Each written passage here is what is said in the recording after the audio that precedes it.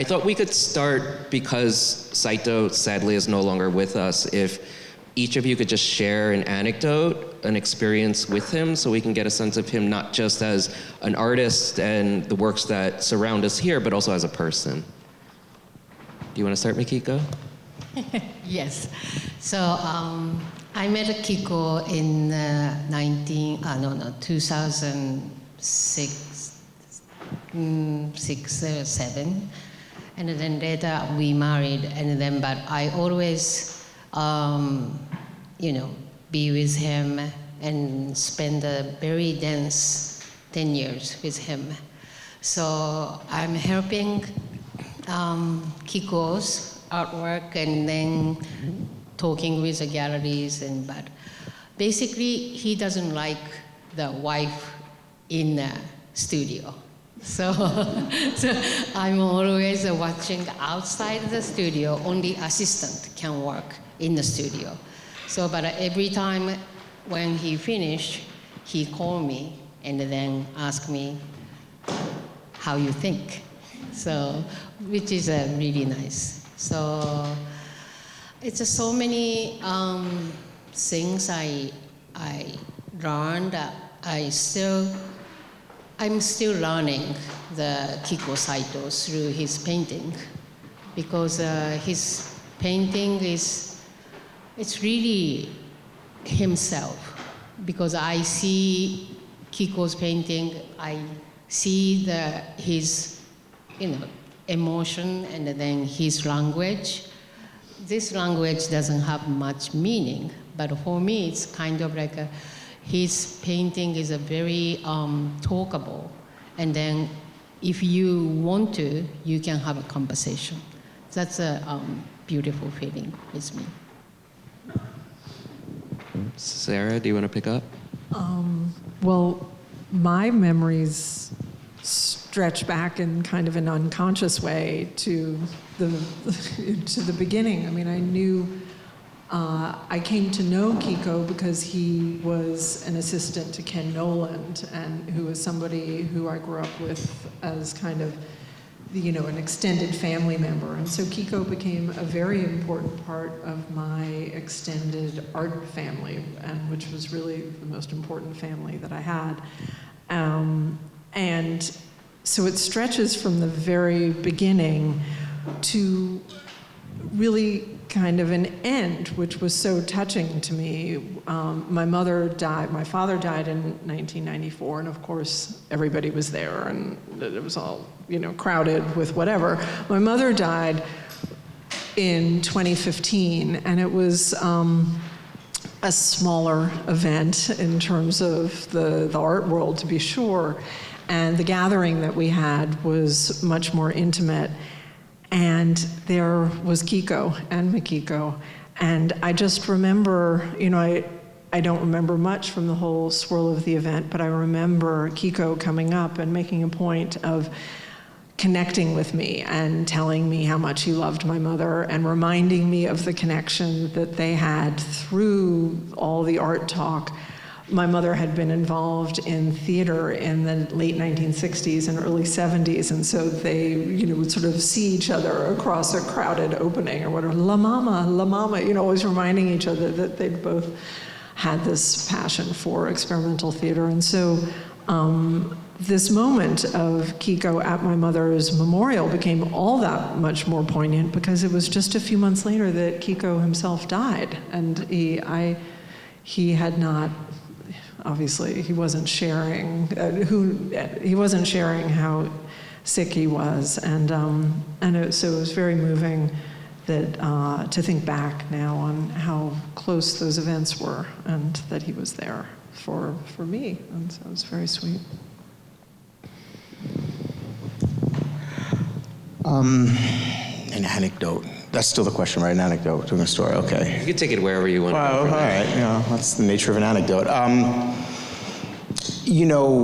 Kiko had a place with my cousin Neva Meyer. It was down on Chambers Street, and they also had a summer house in Cape May, New Jersey, which is the very tip of New Jersey, about 30 minutes south of Atlantic City, and that belonged to my Aunt Ruth. And one could I shouldn't, but someone else should write a book about Ruth. She was completely insane. She was a Kindertransport Holocaust survivor kid who lost her mind and never really spoke English too well. And she lived on the top floor, and Eva and Kik had the floor below. And when her family was around, Kik wanted to get the fuck out of the house. And I was a kid, and he said, okay, we gotta go fishing. And that was his way of like, okay, I'm taking a kid out, I don't have to be around these people, and we can go fishing. And I don't, know anything about fishing. I trusted that he did, and so we went out fishing, which for him was just, drinking Heinekens and, smoking. And, just sucking down parliaments for a while. That was, he had different brand periods, which was interesting. And we were out there for hours and caught absolutely nothing. Nothing, like not even, like people around us were catching shit, nothing. We got nothing. And it's a cigarette, yeah, totally. And so, like hours later, he told people, we're gonna go fishing, we're gonna bring back all this fish or whatever. We have nothing. And so this is really how I learned to lie, which has served me very well. We drive to the fish market, and he's like, we're gonna buy fish, and we're gonna tell everyone that we caught this. And it's like, okay. So we go, and we buy like a ridiculous amount of fish that like, it would be ridiculous to think that we caught this or that any two people would catch this. And so, I forget what the prices were. This would have been 1986, 1987, but it was whatever it was. And he had like $2 on him, because he never carried money. And I don't know what, and they were just like, you can't. And for some reason, somehow he convinced them to give him the fish and that he would come back with the money. And so we went and we brought the fish back, and then immediately he pretended that he'd left the fishing rod somewhere, borrowed money from Eva because he never had money, and then we went back and paid the guys. And and that was probably like, I learned, I think I actually had my first beer that day. That was a good day. Yeah. That's a wild story. That's a wild, and I think maybe with that, Josh, if you could also talk a little bit about New York in that moment. He's such a downtown painter. The works that were made here from the early 90s were just blocks away on Chambers Street. If you could just talk about that moment, because, in a way, we're back in the same neighborhood, but this is not the same New York as the time in which they were made. Well, I mean, I'm not that old, so there are other people who know a lot more about this than I do. But I will say, looking at? I'm looking at the paintings. But I will say that growing up and visiting him and walking around the neighborhood with him. I mean, obviously, it was a very different neighborhood back then, and. But one of the things that always struck me was, in the time that I was growing up, you would see this neighborhood change into this, horror mall that it is. And he would point up at different, lofts, like different apartments, second floors, third floors, fourth floors, whatever. And he would say, I built that. I built that out, because he had a construction job, right? For a while, he was working with another guy, and they were, building out these things. And he had a proprietary sort of relationship with that. And I think that, that again is just, maybe you file that under an anecdote, but I think it actually is I think it's indicative of how he saw himself, and it wasn't really false modesty. I think it was really this kind of self-appraisal that comes from an immense amount of discipline and an immense amount of immersion, but he saw himself as a craftsman. I mean, he certainly had a woodworking background. He certainly had a background in practical set design and so on and so forth. But the idea that, what does a craftsman do? A craftsman crafts. It's if you wake up on the day and you have to make the table, you don't feel like making the table, you still make the table. And he had absolutely that sort of discipline, which was, in a way, the designing. It designed his life. I mean, that was the structure of his life, was making. And I think, at that age, it was impressive, right? I think as I got older, I understood that a lot of that discipline was a way of containing certain things, a way of keeping out certain aspects of his past or the world that he'd left.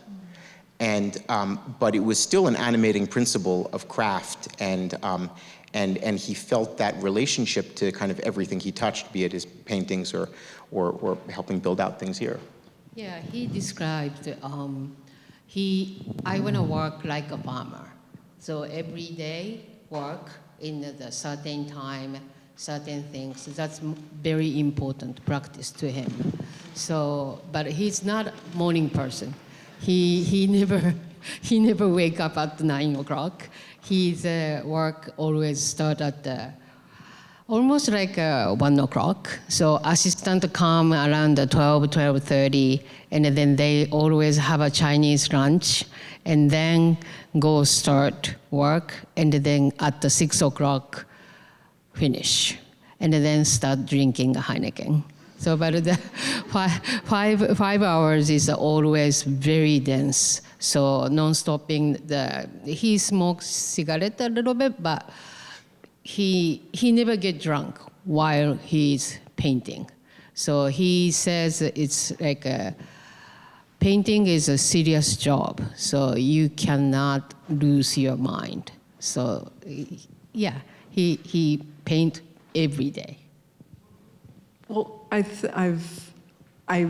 didn't witness it firsthand, but in talking to people preparing for this, so many people spoke about Kiko's precision, and what made him such an excellent assistant in the studio, I think. And a special guest for me is Stephanie Noland, who was married to Ken Noland back in those early days when Kiko was an assistant to Ken. And Stephanie has clear memories of his nobody could lay the tape and precisely help Ken make those lines of color the way Kiko did. But then Stephanie as well also spoke about Kiko having this wonderful, it wasn't just one thing. It's not that he was just a precise person, but that he was an out there person too, who could get, just be so involved in his thoughts that he would miss his train stop. And I think that served him well in terms of, his studio practice was very precise, whether he was helping somebody or doing his own work. But then the part of life that fed the studio practice was wide open. And so, yeah. I mean, I'll add just one quick thing to that, is that there is this sort of discipline, right, in it, which would seem to go and almost mitigate against the feeling of play that's in so much of his work, and the feeling of play kind of animates his work. But what interests me, especially as someone who, really knew him from a time when I couldn't communicate at all, right, and understanding what his own limitations were in the language, right? He was a person who I think was always trying to figure out what the instructions were, right? So many of these works, also the paintings that are called the theater paintings, they involve choreography notation, dramaturgic notation, movement of people on stages, but notation of movement, right? So somewhere between the depiction of movement and the notation of movement. And this idea that there's some direction, there's some instruction to be given, there's some guiding principle that one is, can adhere to or not adhere to, but the principle exists. And one exists in relation to that principle, whether or not, depending on whether one, follows it or doesn't. And I think it was the notation of these kind of directions that in a way has this, by notating them, he can be free of them. By notating them, by playing with them, he can be outside of them. And I think that there was a glee, like a true glee in being able to sort of notate but not obey. And I see it a lot in these paintings here, and especially in the theater painting behind me. Yeah, of course, it's a big influence from collaboration with Iba, because Iba was a choreographer. So and then Kikuo also, they're always thinking about the choreography things, and then Kikuo mix with totally engaged those daily life and interest into the painting. Yeah, I think one of the things I was drawn to with this series is how it tries to weave together these different concerns within his artistic practice. Sarah, I think it's interesting to think about him as not about one thing. In that sense, it's about performance, experimental theater, but also this deep commitment to painting. And I would love to hear more from all of you about how those two aspects of both his life and work intersect in terms of performance and painting. Yeah, it is. So also this space and the composition is also really connected to the stage too. So for us, it's like we came from Japan both, and then the language is kind of like a sign for us, and then also sounds is not related to the alphabet. So his writing it's weird, but it's kind of like describing a sound also. So it's a very, very theatrical, the effect. I can see it. Yeah, but before he left Japan, I believe this was his only job, his only kind of half employment, was he worked in lighting design in a theater. And he took, that experience, and when he arrived in New York, there was a lot of not just lighting, but theater, set building and set design for other people's productions and so on and so forth. When he got to the point where he'd done two real kind of larger collaborations with my cousin, with Eva, the biggest one being Toy Garden, right? That was, I forget what year it was, but I was this big. And one of the things I think that I realized about it was that there are characters that appear in that performance that recur in some of the paintings, right? They're like this kind of woman in the birdcage skirt, where her skirt with the train is a birdcage, who's sort of walking one side and then walking back.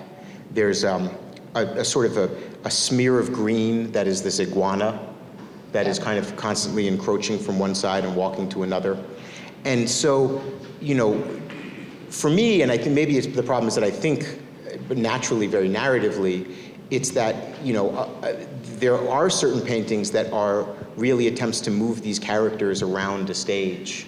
And then there are other paintings where, as Mikiko was saying, it's the relationship to physical movement, or how these things are mapped onto a 3D space is far more abstract. Yeah, very much.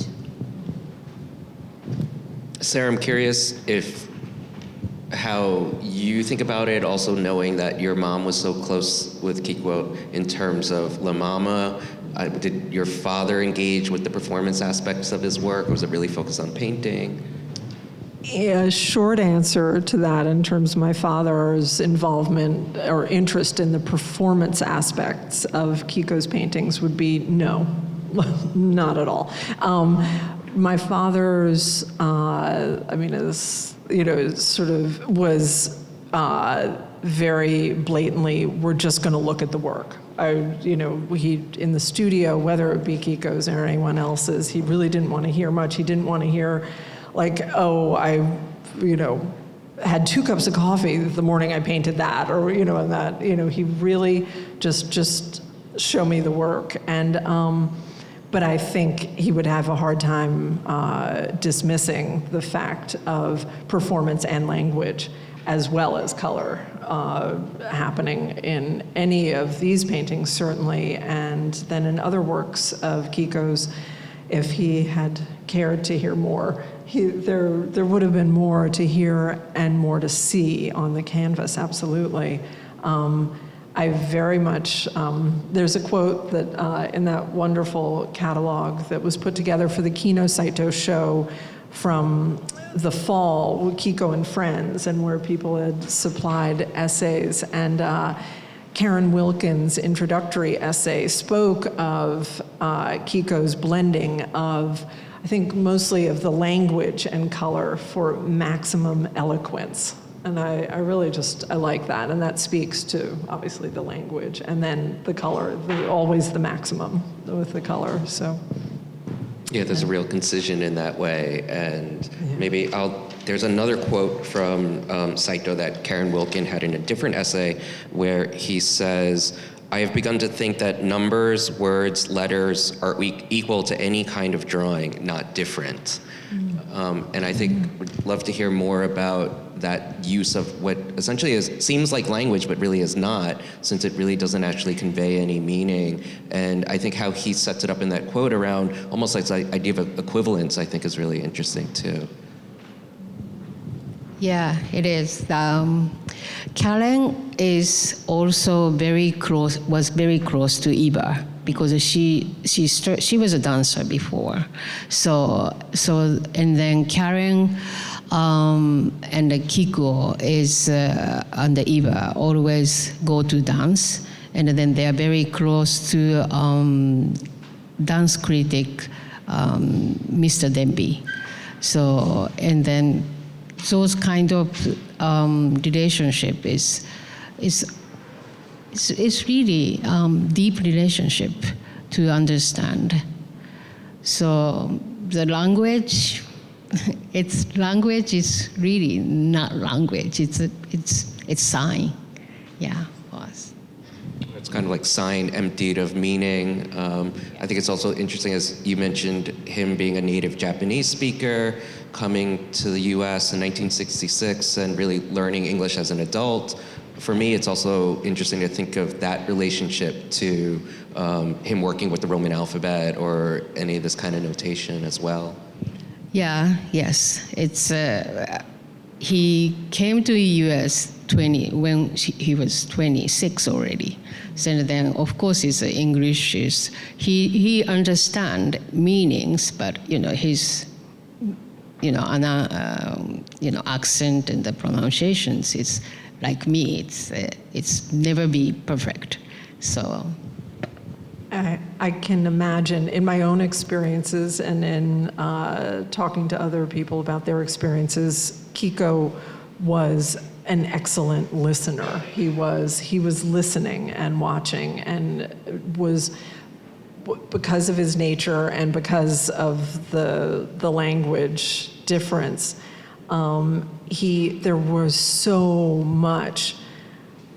so many loud voices in there. I mean, talk about a different, the neighborhood looked different and it sounded different. There were just a lot of people in studios arguing it out, and, everybody, the smartest and the best painter in the room, and and Kiko, though, was always different, and but the work speaks for itself. So it's not that he wasn't, paying attention, or that he wasn't participating, or that he wasn't in any way an equal to all those loud voices, but it was a different way of communicating.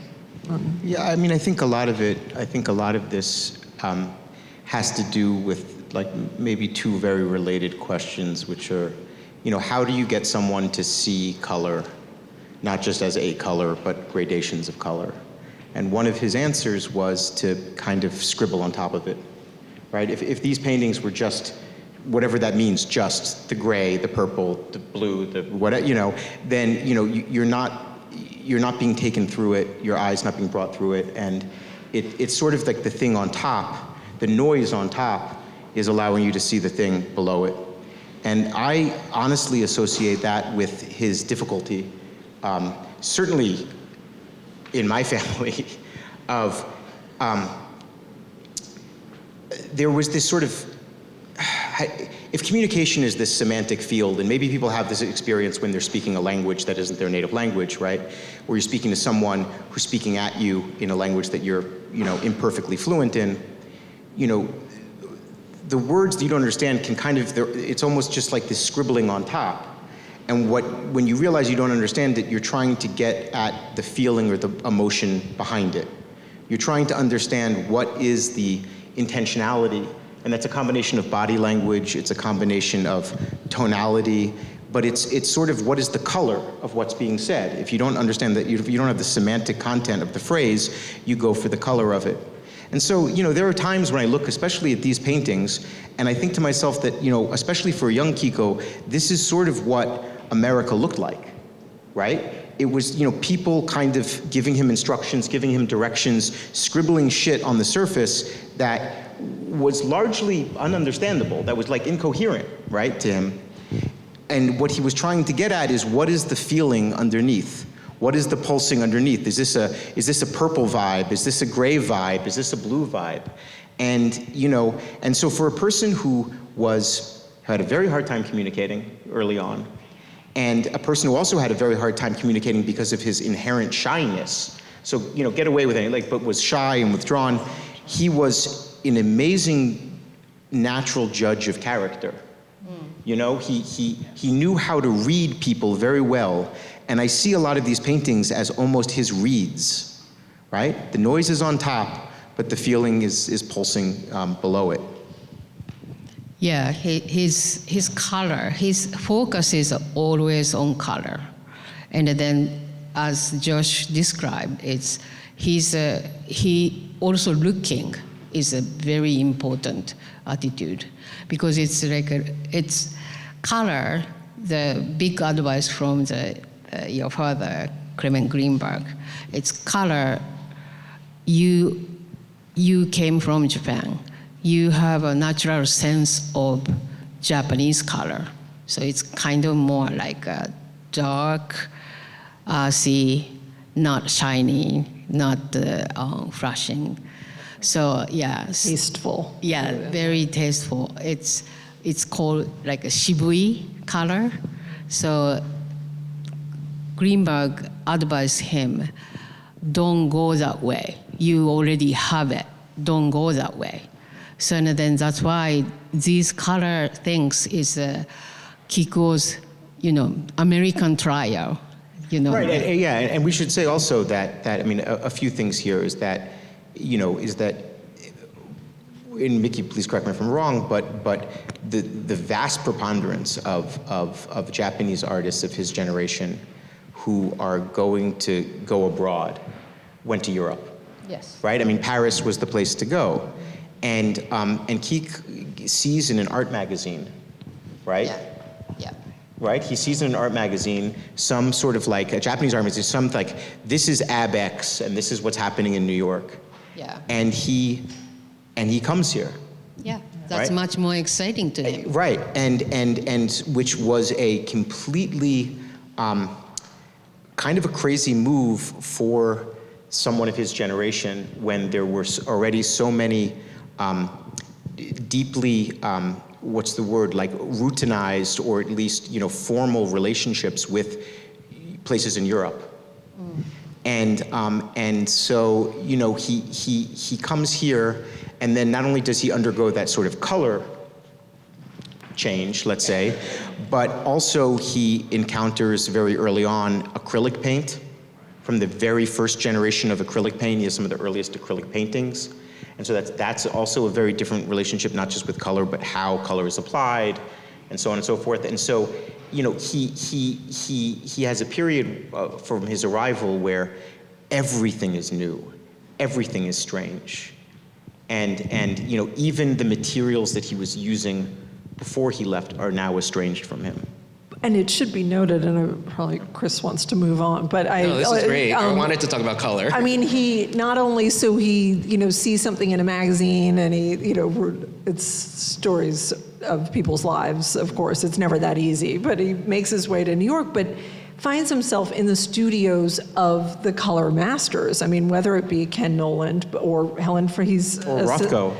Yeah. He did some house painting. Oh my God, I did not know that. And Helen Frankenthaler and Larry Poons. And Larry has a wonderful, when I saw him at his opening a few weeks ago and was talking about Kiko and his memory of Kiko, and this speaks to Kiko's language and his just dearness, but that he was assisting Larry, and there's this big pool of a painting that's on the floor, and they're trying to crop this painting of Larry's, and Kiko looks up and says, "It's like we're cutting water," and so Larry, of course, feels that that made Kiko a poet. But it's a wonderful. Yeah, for Kiko, that was a complaint.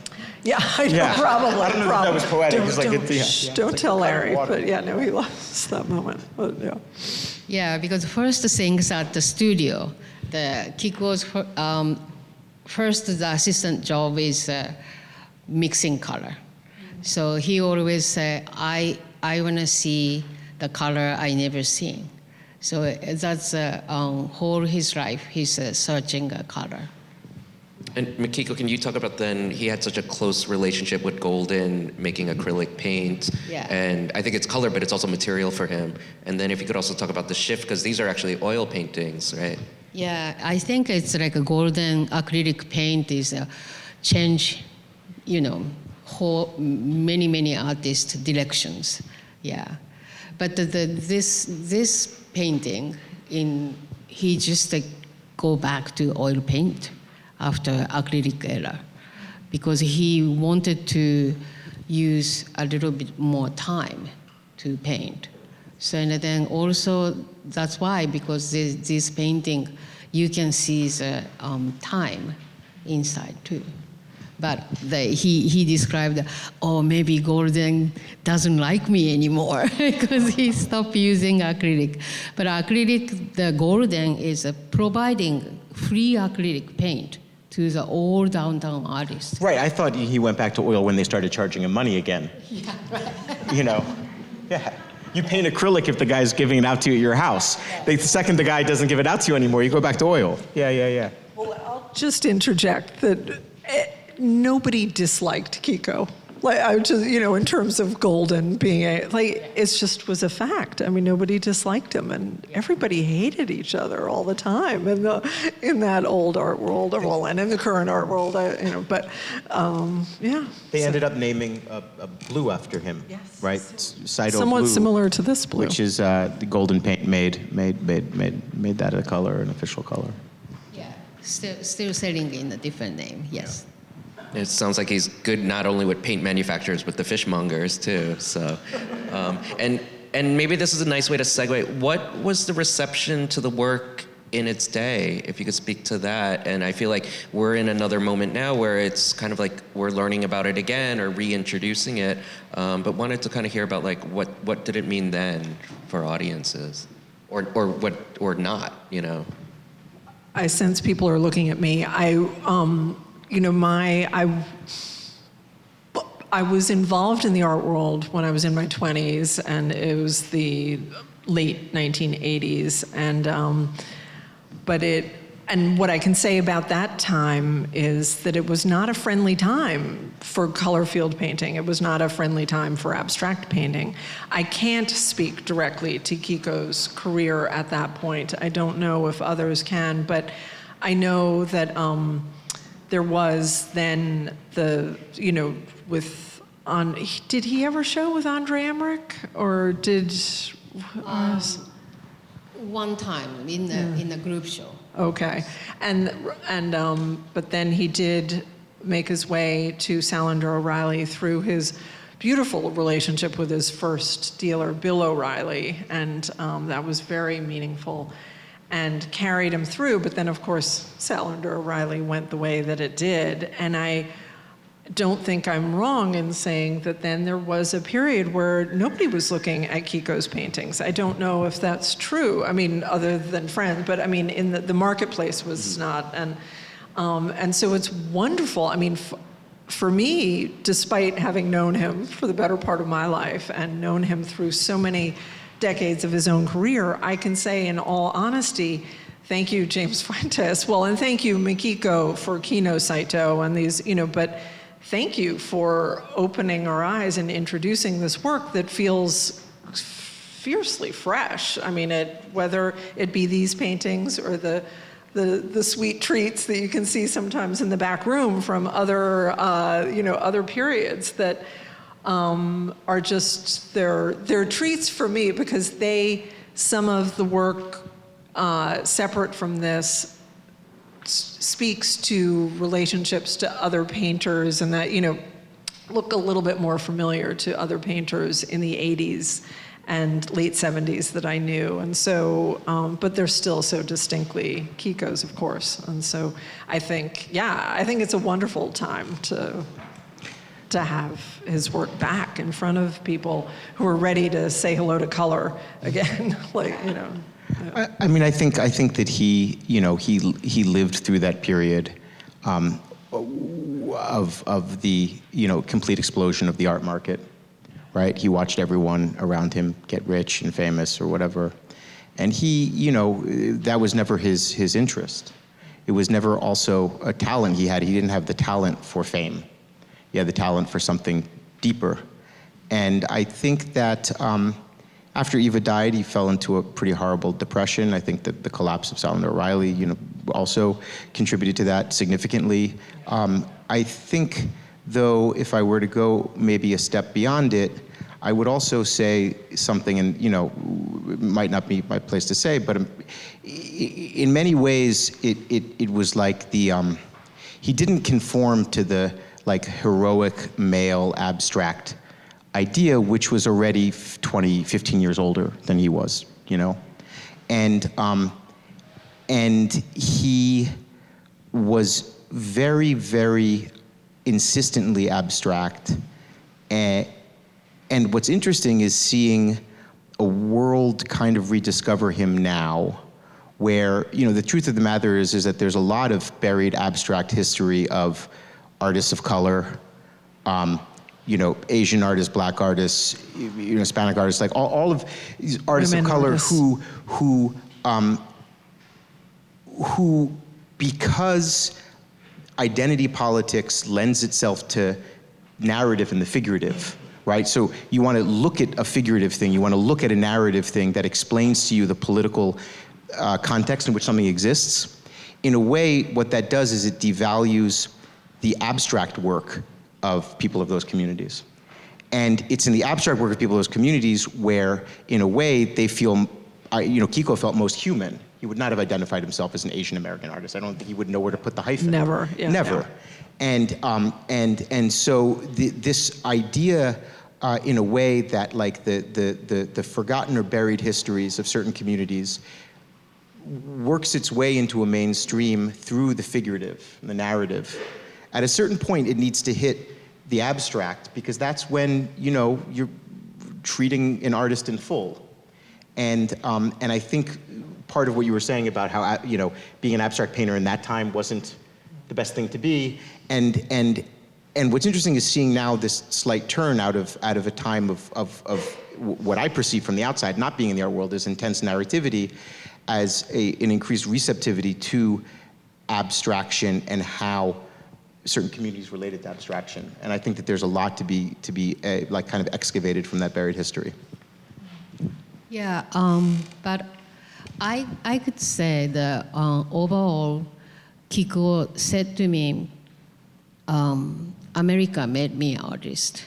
So that means it's he can be artist in US, not in Japan. If he's staying in Japan, maybe he end up maybe a teacher or furniture maker. Yeah, yes, yeah. So I think it's compared with that situations. The Kikuo, I could say Kikuo gets success here as an artist. I think thinking of the current moment now, we're also in a place where there's just a greater diversity within the art world. You have galleries and institutions that are looking to find who are those figures that were participating, making work, but were overlooked because they were not the heroic white male painter in that sense too. And I think it also becomes an important moment to have shows like this and to have institutions doing that work alongside of galleries. And also what you're doing, Mikiko, really kind of thinking of Kikuo Saito as both the residency and also as the real repository for the work. Yes, hear, hear. Yes, yeah. To keep his legacy is now it's my lifetime work. So, because it's, Kiko didn't think anything like this, but he hates his own museum. So he just always tell me, don't make Kikuo Saito museum, okay? So he hates looking at his own painting. So in the studio, he never hung his painting, never at all. So he only hung very small drawing there, and then after he paint, everything store in the backwards. So now it's like I create a Kino site. It's more like open the door for everybody to understand the Kiko's painting through other practice, other artist practice. Yeah, and the residency program, I think it keeps that spirit alive in that way that a museum could maybe close it off or make it feel dead and stilted in that sense. Yeah. Maybe we should open up to questions. If anyone has a question in the audience?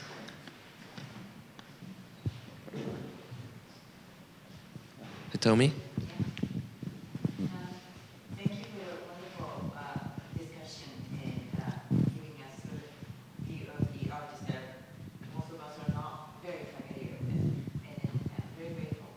I'm curious that as I was teaching myself looking through his website during the conversation, realized that he's gone through many different phases in his styles of paintings, and I wonder how this is a very significant presentation of his work, must be however, and it is this very specific opportunity how I am looking at you as a team, decided to choose this particular group of painting to present his Over to Chris. I'll start with that.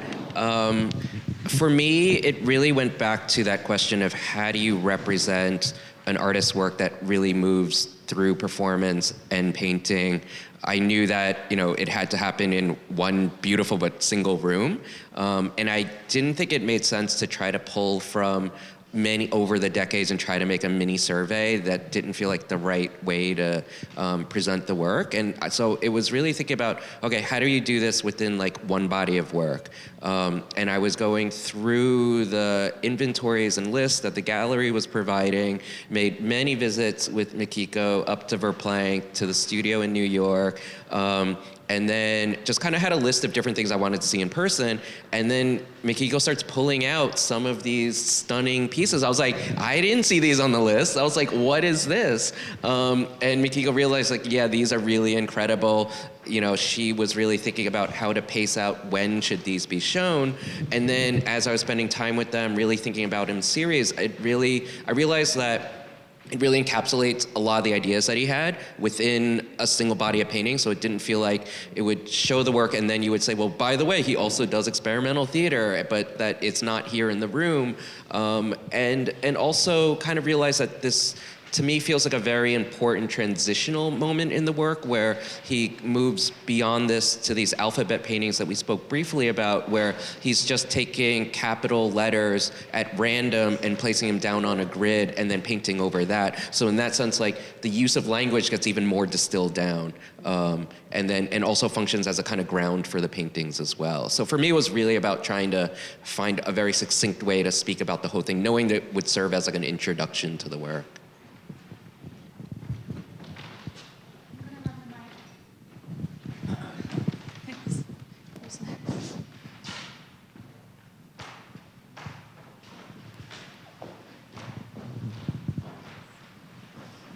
Hi, thank you so much for this talk. It's beautiful. You just mentioned theater in a particular way that you wouldn't necessarily be able to bring theater into the gallery. And it mentions here that bringing theater into painting and painting into theater. Can you talk a little bit about that part of his work?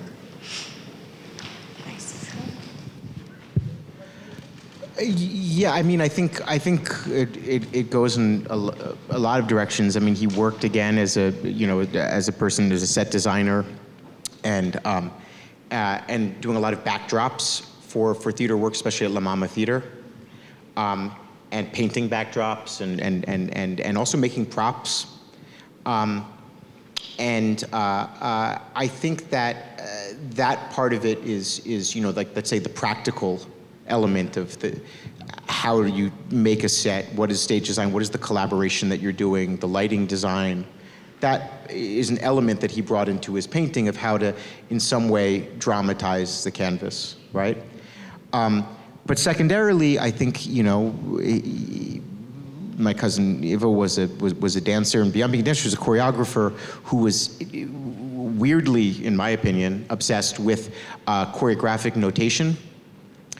How do you represent on a graph or grid, the movement of people in time across a space? And once, the schools of choreo, I'm in no way an expert or even, I'm like a guy who's read 3 Wikipedia entries about this, but there were a number of competing choreographic notation standards, especially at the time when she was coming up as a dancer. And there were all these attempts to synthesize various types of choreographic notation so that people who had learned or grown up with one form of notation would be able to understand another form, or it was, you could make the transition easily.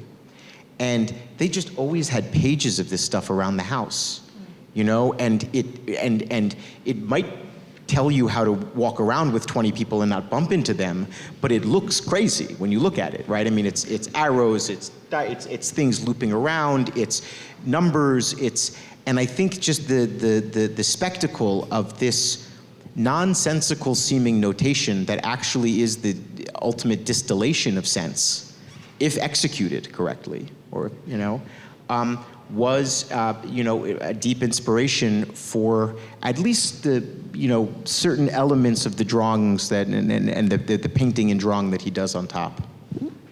Yeah, also, he's very close to the beginning of Robert Wilson. So they're always talking about ideas, theatrical effect, and, poet and the language, and all those things. It's always in his head. So maybe while he's painting, always sound, language, movement is always in there. So through the daily conversation with all other choreographer and dancers or performers. I always thought it was interesting that the two, kind of major, theatrical and choreographic things that he collaborated on were with two people who could not be kind of more opposed. In New York, it was Jerome Robbins and Robert Wilson. And he worked with both of them. And, kind of somewhere between those two kind of theories of movement, you kind of, you sort of find him. And the fact that he worked, by all accounts, very well and very easily and had a lifelong relationship with Bob Wilson, at least, was, is interesting to me. Yeah. Yeah. But also, he wrote and directed his own plays most directly too, and one called Toy Garden, which Josh had mentioned earlier, is kind of in direct reference to a Carpaccio painting from the Renaissance that then he sets in movement, and then the backdrop that he designed and painted for it actually then turned into one of his largest bodies of paintings that he made later in his life. So there is a real kind of back and forth that's happening between all of that. Yeah, one of the ideas of that piece is to fill in the missing part, right, of the painting. And what I always thought was interesting, kind of sitting there, because it's a painting that was in 2 parts. The second part is lost; they don't know where it is. And the idea is what's happening on the other side of this completely crazy painting, where there's like a tiny dragon, right? There's like lots of weird things are happening. And what I liked was that the thing that's happening on the other side of the painting, when he has to fill it in, he doesn't make a painting to fill it in. The thing that's happening on the other half of the painting is movement. And so that, in my mind, really distills how these things kind of live together. It's like you want to know what's happening in the missing second panel where everything's in motion. Yeah, also he was very big fan of no play in Japan, so that's why.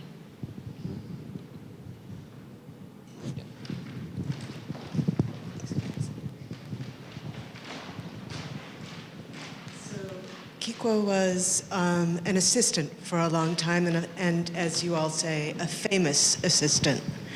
And then he had his own assistants. And I wanted to know about his practice with his assistants. What role did they play in his work? He's a good assistant. He's a very good assistant for everybody because he understands the sense of painting and, you know. But what was his relationship like with his own assistants? I think it was one, I mean, they were devoted to him. His assistant is always very young people. It's from the high school, from the college, and all the assistant has a special relationship with Kikuo. Because Kikuo treat them not like an assistant. It's kind of like a working together team. So it's very strange things is all the assistant is grown up professional. The one became an artist, one became an architect, one became a writer. He's not an assistant, but one became software developers, and everybody's became professional. And now our art center, Kino site, is all assistant is helping to build. That's a beautiful relationship. And because I think Kikuo has a conversation one-on-one always.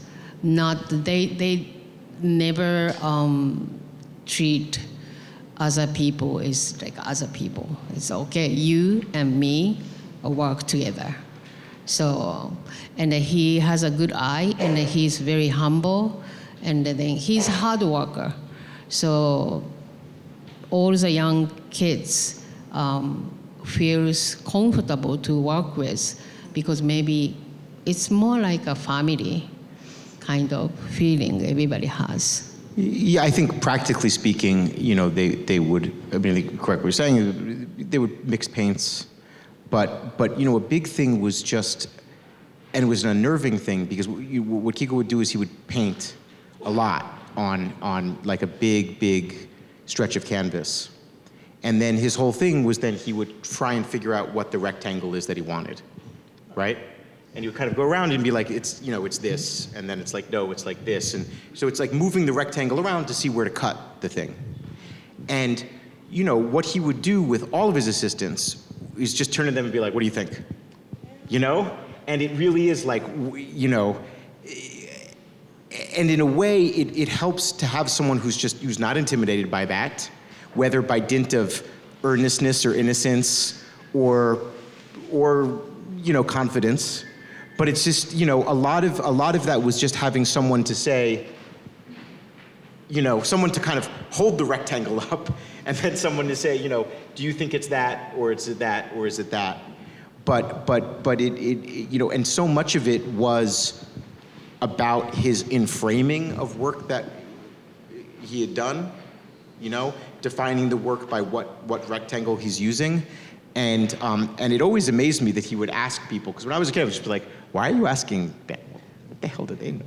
But I will say that kind of practice, studio practice, I was on the receiving end as a kid in that was a classic abstract expressionist color field painting practice in the studio was the cropping. It was all in the cropping, right? And so you're painting a huge thing on the floor, or it's on a wall, or it's on the floor, and then you get it up onto the wall to crop it.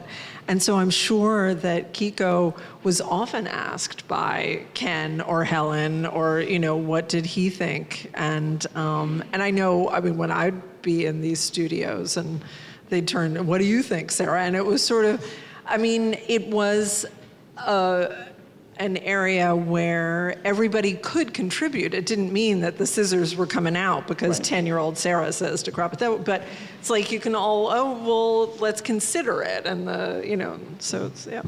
Yeah, and then also he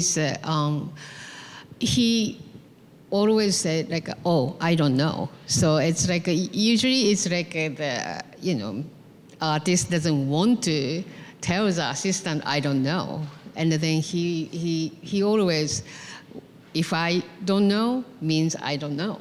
So it's very honest, and he was a very good teacher too. He was teaching at the Art Student League for 10 years. And then all the class student is really admire how he teach. Great. I think we can end there. I want to thank Mikiko, Sarah, Josh. Thank you all for being here.